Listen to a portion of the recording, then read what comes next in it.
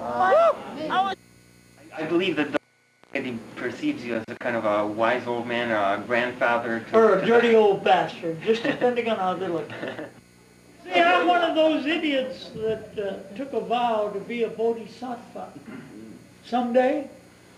And a bodhisattva is one that, regardless of their having found their way to enlightenment, come back incarnation after incarnation, so that every living human on the planet comes to enlightenment.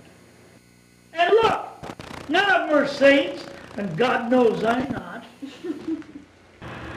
In fact, after listening to a couple of my talks, that's why the peer decided I was a madzu.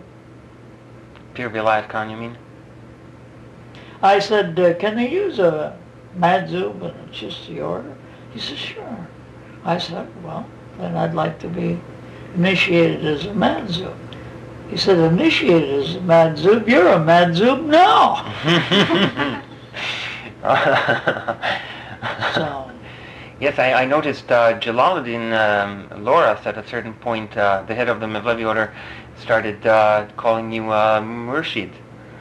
Well, one guy has made me a Murshid in the Sirs, but I don't lay any claims to any of these things. Mm-hmm.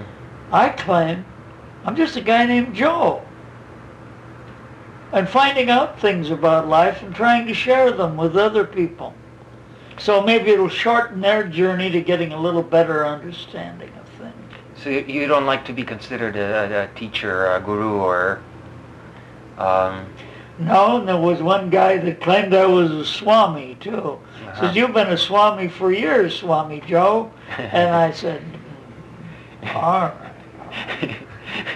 But the thing is, if you got the group listening to you and they like it and they get something out of it, right away they want to make you an honorary futzakutsa in their particular deal so that you were just tied to that, see? I ain't tied to anything. I'm a freewheeling American. All right. And I expect to keep it that way. The only reason I joined the Theosophical Society over 50 years ago that they didn't try to put anything like that on you. You could think or believe as you wished. Somebody said, what particular group do you belong to? I'd just say, well, I guess I belong to the largest organization in the world. I say, what's that? And I say, humanity. And we're all paying our dues by our living.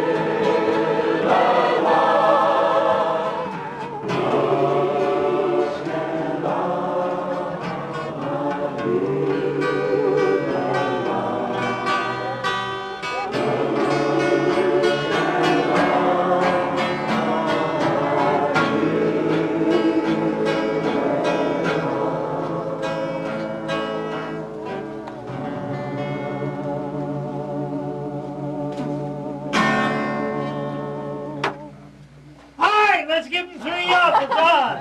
Yeah, it's on.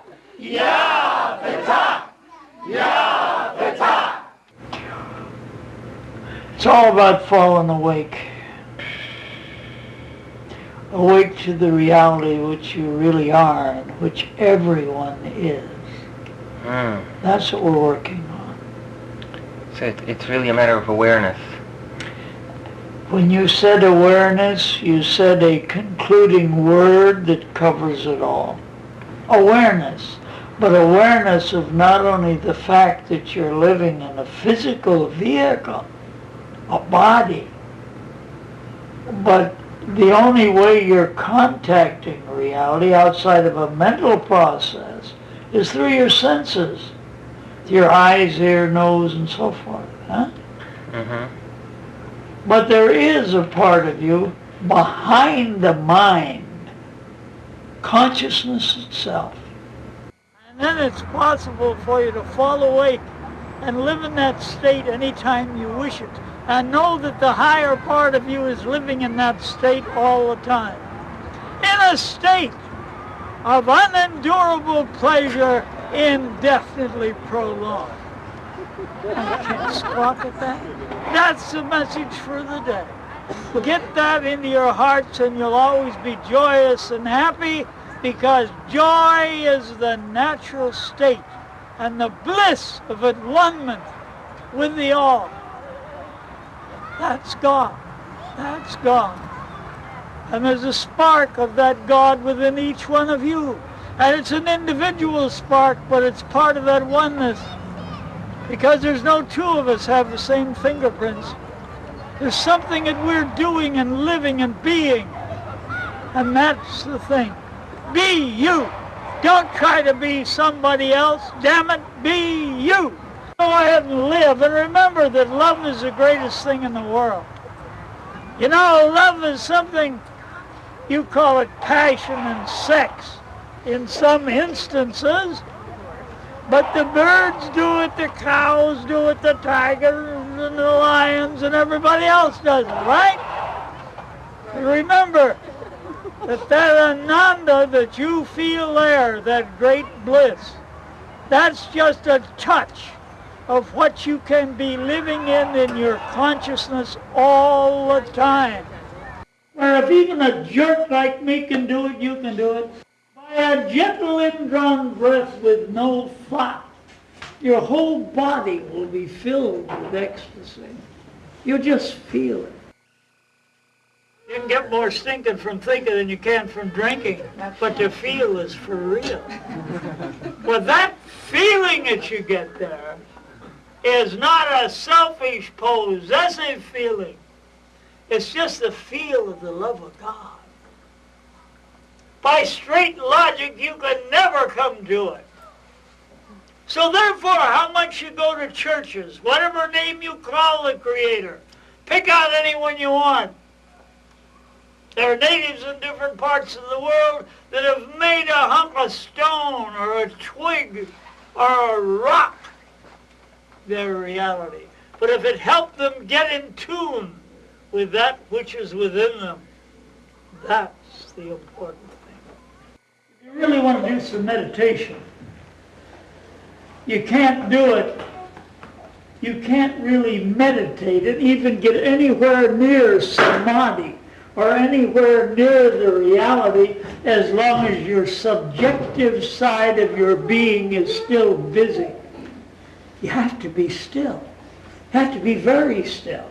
And that isn't new to Sufism. After all, the good book says, be still and know that I am God.